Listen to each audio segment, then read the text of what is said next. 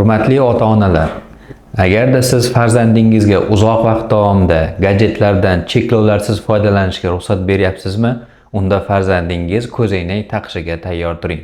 Hozirgi vaqtda maktab bolalari orasida ko'z bilan bog'liq muammolar juda ko'p uchrayapti. Ulardan eng asosiysi bu miopiya, ya'ni uzoqni yaxshi ko'ra olmaslik.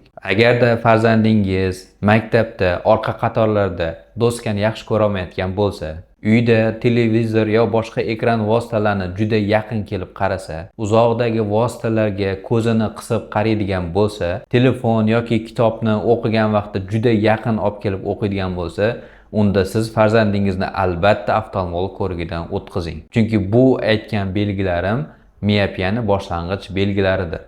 Miopiyani qanchalik erta davrda aniqlansa, uni rivojlanishini shunchalik tezroq sekinlashtirish va asoratlar rivojlanishini oldini olishimiz mumkin. Ota-onalarga shifokor sifatida maslahatimiz: farzandingizda ko'z bilan bog'liq o'zgarishlarni kuzatib boring. Farzandingizni ko'zida hatto shikoyat bo'lmasa ham yilida bir marta, shikoyati bo'ladigan bo'lsa, yilida kamiga 2 marta oftalmolog ko'rigidan o'tkazib turing. Bu sizlarga miopiyani o'sishini to'xtatishga, ularni o'z vaqtida davolashga, asoratlar rivojlanishini oldini olishga yordam beradi. Farzandingiz gadjetlardan foydalanishini chegaralang. 7-10 yoshdagi farzandlaringiz kun davomida 1-1,5 soatdan oshiq ekran vositalaridan foydalanishi mumkin emas. Farzandingizni uyda dars qiladigan joyini to'g'ri tashkillashtirib bering. Ya'ni bunda xonani yoritilganligi darajasi normal holatda bo'lishi hamda yorug'lik chap tomondan tushishini tashkillashtiring.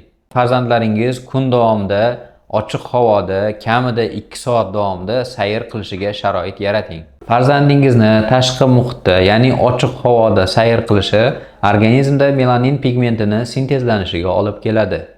Bu esa o'z navbatida to'r pardada dopamin miqdorini oshiradi. Organizmda va ko'z tubida sintezlangan dopamin bu ko'z olmasini o'sishini sekinlashishiga olib keladi. Va buni natijasida miopiyani o'sishi sekinlashadi. Farzandingizni ko'zdagi o'zgarishlarga e'tiborli bo'ling va shifokorlar tavsiyasiga rioya qiling.